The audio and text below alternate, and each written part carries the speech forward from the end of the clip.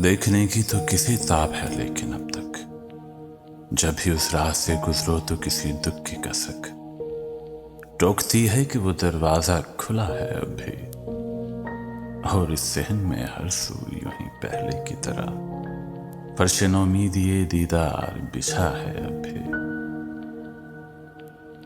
और कहीं याद किसी दिलज़दा बच्चे की तरह हाथ फैलाए हुए बैठी है फरियाद कना।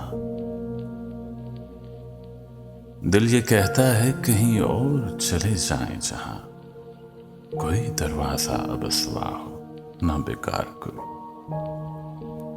याद फरियाद का कशकोल लिए बैठी हो, महरम हसरते दीदार हो दीवार कोई। न कोई साया गुल हिजरते गुल से वीरा। ये भी कर देखा है 100 बार कि जब राहों में देश परदेश की बेमहर गुजरगाहों में काफले कामतो रुखसारो लबों के सूखे पर्दाए चश्म पे यूं उतरे हैं बेसूरत रंग, जिस तरह बंद रीछों पे गिरे बारिश संग। और दिल कहता है हर बार चलो लौट चलो, इससे पहले कि वहां जाएं तो ये दुख भी ना हो। ये निशानी कि वो दरवाजा खुला है अब भी।